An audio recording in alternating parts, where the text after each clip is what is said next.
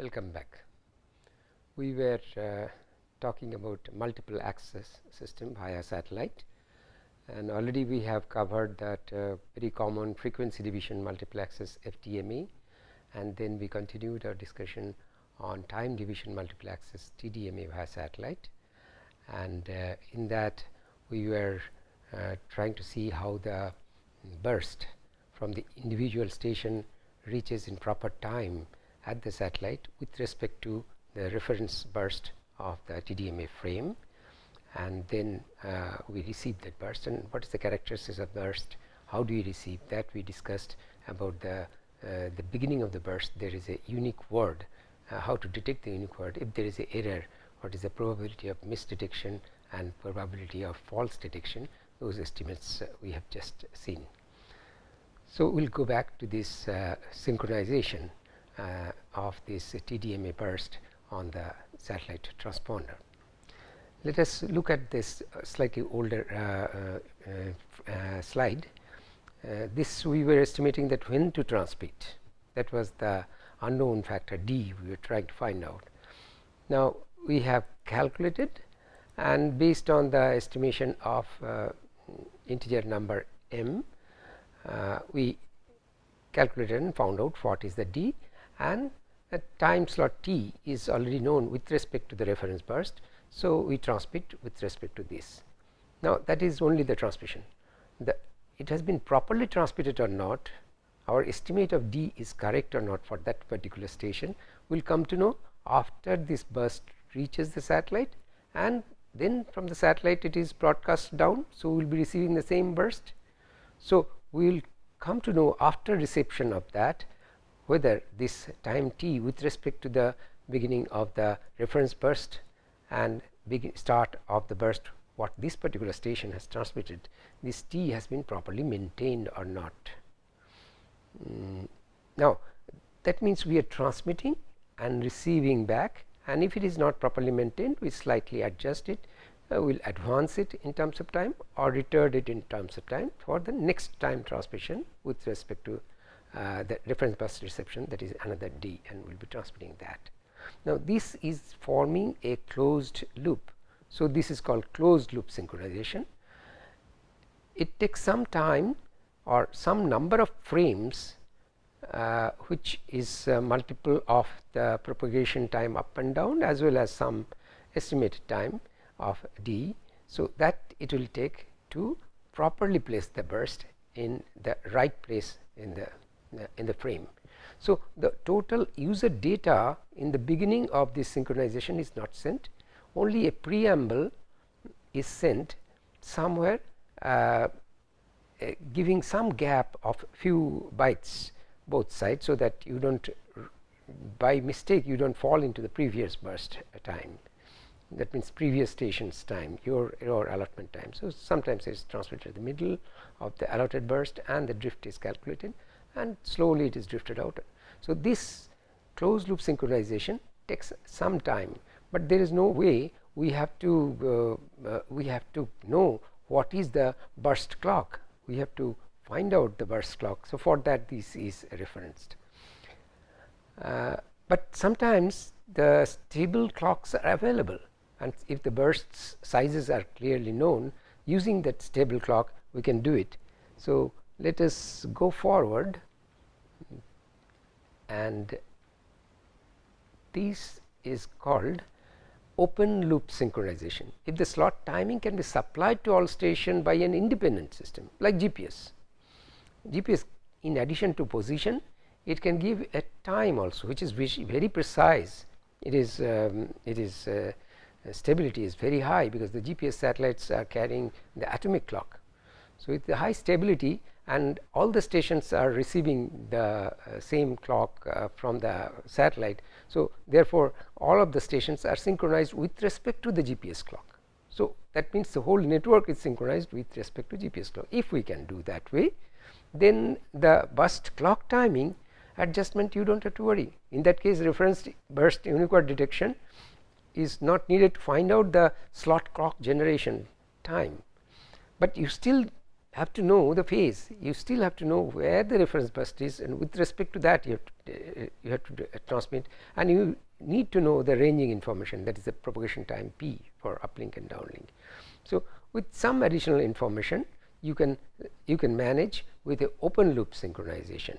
So, in that case it will be much faster to start transmitting actual data. In closed loop synchronization you have to synchronize, it will take a couple of propagation time and frames, whereas in this case of open loop synchronization it is much faster, but it all depends on the slot timing by the independent system, how stable it is. Of course, GPS is quite stable. Now, let us who are using it and what is the problem, let us see. Like FDMA, the frequency slots are allotted there, here time slots are allotted to each individual station. Now, if you are not having a continuous traffic from that station, so those time slots will be wasted. Just like in FDMA we have said that if it is a non-continuous traffic, the bandwidth is wastage, here the time is wasted. And obviously, let us see like VSAT operation using our automatic teller machine, that is ATM in the bank. In that you have a traffic which is bursty. Sometimes the ATM is empty, nobody is transmitting, and sometimes some queue is there, people are transmitting for a couple of minutes. So, therefore, in these type of VSAT network, if it is operating in TDMA, for each VSAT, if it is the time slots are allotted pre-assigned and allotted permanently, there will be underutilization. So, now what is done is these slot VSATs, they ask the central station that you give me a time slot, and central station, based on the availability of time slots, they allot that time slot. So, it is a demand assigned type of time division multiple access. It is called demand assigned TDMA. So, you ask for it and you get it. So, that means more number of VSATs can be brought into the network, assuming that all VSATs are not simultaneously on, or not simultaneously asking. They are on, but they are not asking for the time slot, their traffic is not continuous. In those cases, the demand assigned TDMA. Where the traffic is continuous, then of course the pre-assigned TDMA is the best solution for that. Now, let us do a transponder utilization calculation. That is based on the first you can calculate what is the transmission bit rate. Transmission bit rate and information bit rates are different. We have seen that efficiency calculation in TDMA. Information bit rate is actually the useful bit rate, I should say. Useful bit rate is excluding the overhead bits, and transmission bit rate is at the rate each bit is transmitted. So, TDMA transmission bit rate can be found from the power estimate. We remember this expression, that is C by N naught is EIRP plus G by T minus losses minus K, and C by N naught is EB by N naught plus R. So, keeping the bit rate R in the left hand side, we bring the EB by N naught on the right hand side. So, in dB the expression becomes the transmission bit rate is equal to EIRP from the satellite minus the downlink losses, and G by T of the receive station minus the Boltzmann constant minus EB by N naught. But this actual information rate, which is I should say useful bit rate or actual information bit rate, is much less because overhead bits are there. So, if we call it Ri, so Ri is some efficiency time the transmission bit rate. So, let us call this efficiency eta f. So, number of voice channel, if the RV, if we say voice channel bit rate, so it becomes the Ri by RV, that is eta f into transmission bit rate by RV, where eta is the frame efficiency, eta f is the frame efficiency, and RV is the voice channel bit rate. So, if we have all these parameters available with us, EIRP, losses, G by T, etc., and if we know that the efficiency, that is the useful bits how many they are, or overhead bits how many they are. So, from the transmission bit rate we can find out the information bit rate or useful bit rate and voice channel, assuming all of them are using voice communication and at a constant bit rate each of them, then that is the number of voice channels that can be supported. So, number of voice channel can be found out from the bandwidth, that is from the power. From the bandwidth also you can find out number of voice channel. Let us see how it is. Transmission bit rate is total TDMA transmission bit rate is the transponder bandwidth. I assume the full transponder is being used. So, transponder bandwidth multiplied by the spectral efficiency, the type of modulation what you used, that is how many bits per hertz is being used, that multiplied by the bandwidth and divided by the filter roll off. The whole transponder bandwidth, even if you use, will use a filter, because the spurious thing should not fall into adjacent channel. So, there will be filter, and there is a definitely filter roll off factor. So, 1 plus R. So, transmission bit rate R is equal to transponder bandwidth B into eta S. Now, eta S is spectral efficiency for the modulation divided by 1 plus R. And then information bit rate, as we have seen earlier, is eta F time, that is frame efficiency time, the transmission bit rate, which you have just now got in terms of bandwidth, from the bandwidth and filter roll off and the type of modulation that is used.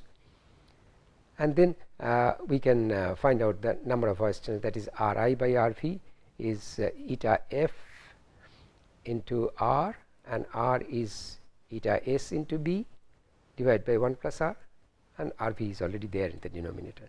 So, by knowing the frame efficiency and the spectral efficiency and the bandwidth that is available and the filter roll off and the bit rate of the voice channel, we can find out the number of voice channel that can be supported, assuming all voice channels are transmitting at the same rate.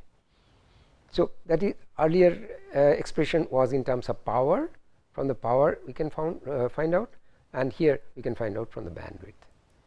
Let us take some example, as we have done earlier. Let us take small examples so that we can get into familiar with the numbers. And as I always say that it's better to just don't copy or calculate on the numbers, try to understand the meaning of this number, so that implications will be much more clear. You will enjoy the satellite communication. Find TDMA transmission rate capacity for a 4 gigahertz downlink with a satellite EIRP of 22.5 dBW. Downlink path loss is 197 dB. You just, as I just now said, that if you just don't take this number as it is, but look at the meaning of this number, 197 dB and 4 gigahertz downlink. You remember the path loss calculation, that is in terms of lambda and the distance. Roughly the distance will be more than 36,000 kilometer here. You can calculate that. So, 4 gigahertz generally we get 197 dB at the downlink, and the receive G by T of 30 dB K, again 30 dB per K. Receive G by T is a larger station, G is very high, that is why you got 30. We have seen similar numbers earlier in FDMA examples. EB band not required for the required BER is 8.5 dB. Here I did not specify the BER, for a particular BER it is 8.5 dB. It depends on what type of modulation is being used, and there is a link margin in the downlink, 5 dB link margin is provided. Now, let us go back to the calculation. C by N naught is EB by N naught plus R, that is transmission bit rate, in dB, or multiplied by R in ratio if C by N naught is in ratio. Now, and C by N naught is equal to EIRP from the satellite, G by T of the station, receive station, minus the losses, downlink loss and miscellaneous loss, anything, and then the Boltzmann constant. And if there is a link margin also has to be added. Then the transmission bit rate EIR, C by N naught is replaced by EB by N naught and R, and EB by N naught is taken in the right hand side. So, the transmission bit rate is equal to EIRP plus G by T minus losses minus K and minus EB by N naught. These are all in dB. I put these numbers, so the transmission bit rate comes out to be 70.6 dB hertz. You remember the K number, that was minus 228.6. So here minus minus becomes plus. All other numbers are already available in the problem. So R comes out to be 70.6 dB hertz, and convert into ratio you will get 11.48 megabits per second. So we have been asked to find out transmission capacity based on or transmission rate based on EIRP and G by T, and we have calculated based on C by N naught. Let us take one more example, which is find the TDMA transmission rate or transmission capacity for a full transponder bandwidth. This is a bandwidth example. For a full transponder bandwidth of 72 megahertz, QPSK modulation, filter roll-off factor 20% of the bandwidth, and find the useful bit rate for frame efficiency of 95%. Just look at this number, 72 megahertz. Normally we were always talking about 36 megahertz transponder. This is a much larger transponder. Some cases, normally most of the satellites they use 36 megahertz, but in some cases where larger bandwidth or larger bit rate communication is going on, then Intelsat and some of the satellites support such a wide band transponder, 72 megahertz. Okay. Now here the calculation is straightforward. That is that spectral efficiency is 2 because it is QPSK modulation, that is 2 bits per hertz, and then 72 megahertz, and filter roll off is 1 that is 0.2, and 1 plus R is 1.2. You get transmission rate of 120 megabits per second, and frame efficiency is given 95%. So you can find out what is the information bit rate or useful bit rate, that is 114 megabits per second. There is one more, that is find the number of voice channels. In this case trying to calculate the capacity in terms of voice channel. Earlier we calculated only the useful bit rates. For a TDM link with C by N naught 85.5 dB hertz, EB by N naught of 8.5 dB, and TDMA frame efficiency is 85%. Quite poor. Normally it is more than 90%, and voice channel rate is 64 kilobits per second. So the TDMA transmission rate, transmission bit rate is C by N naught minus EB by N naught, and that becomes 77 dB, which is so many bits per second. It is more than 50 megabits per second. And the useful bit rate, since the efficiency is given, frame efficiency into TDMA transmission rate, so you multiply these numbers and you get the useful bit rates of 442 megabits per second.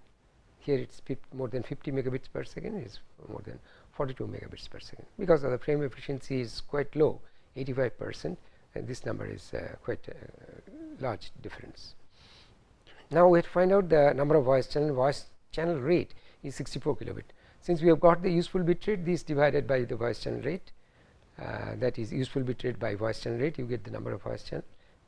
Divide this, you get 665.393 as the number, and again we have to take the lower number as the integer, that is 665. You cannot take the next higher integer. We have discussed this logic earlier. So this is how some of the small quick examples are given, very simple calculation, but you have to know how to approach to this.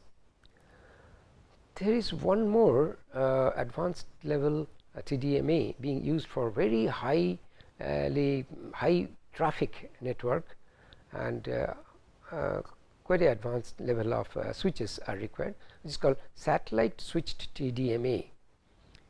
It is used by Intelsat in some of the Intelsat satellites.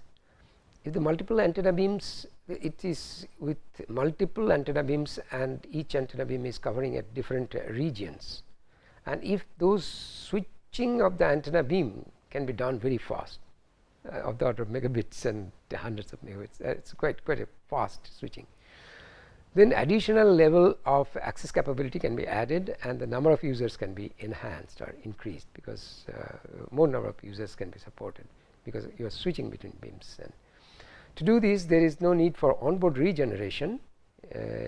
Here your signal is only RF signal are redirected from one beam to another beam, one coverage area to another coverage area at any instant of time. Since they are being switched in terms of time, so the RF signal, or at the bring back at the IF level and switch. That is enough. So switch at the RF or IF level is enough. You don't have to come down to regenerating the bits and then redirecting, that is demodulation and modulation is not required. In transparent transponder, therefore onboard transponders are not used in this case. The transparent transponder or bent pipe transponders, it can be achieved with a n by m matrix at RF or at IF.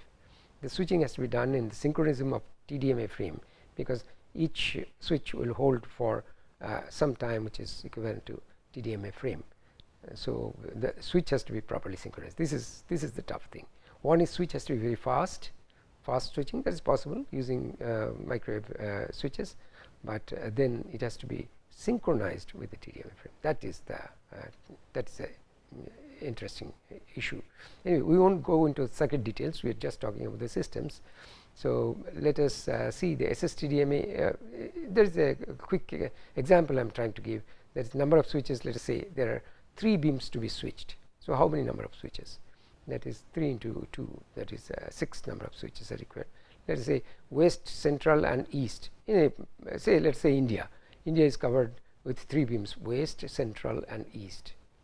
I assume the northern and southern are covered partially by west, central, and east beams. 3 beams scenario for easy example.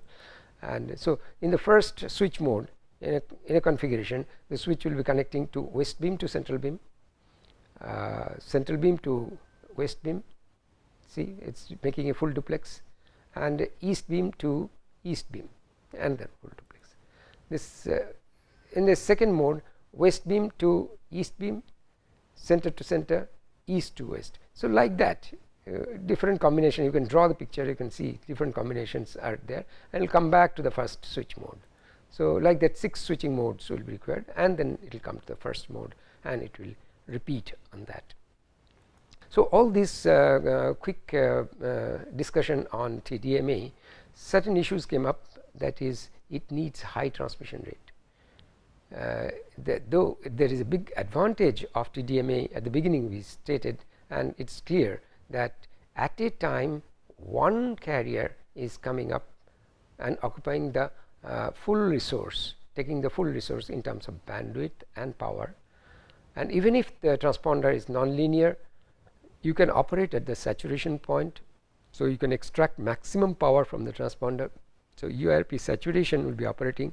Therefore you can cover to the largest possible extent, or your G by T of the user can be reduced because your transmission EIRP is high.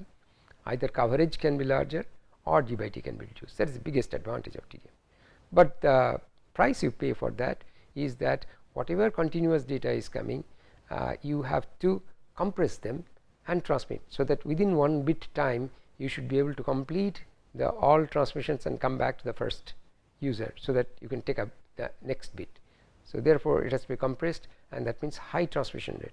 Meaning of high transmission rate is the R is high, so therefore your C will become high. Requirement of C by N naught will be higher.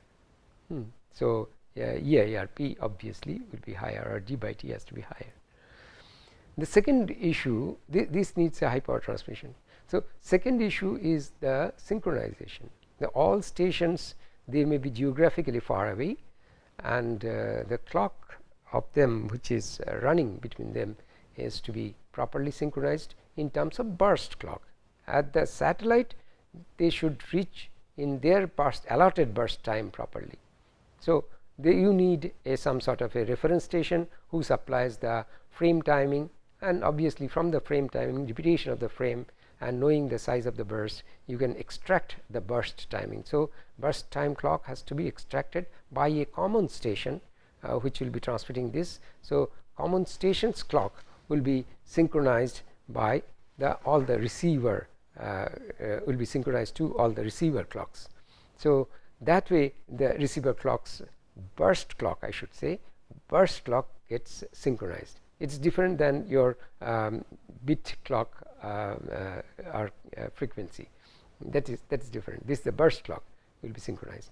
And we said that this is, of course, you have to pay for a reference station, and since one reference station, if it fails, the whole network fails. So therefore you need 2 reference stations, so cost goes up. And not only that, you have to send the reference burst, which will be part of the TDMA frame. So that is a overhead of TDMA frame. So efficiencies you are losing in terms of guard time and the reference frame time.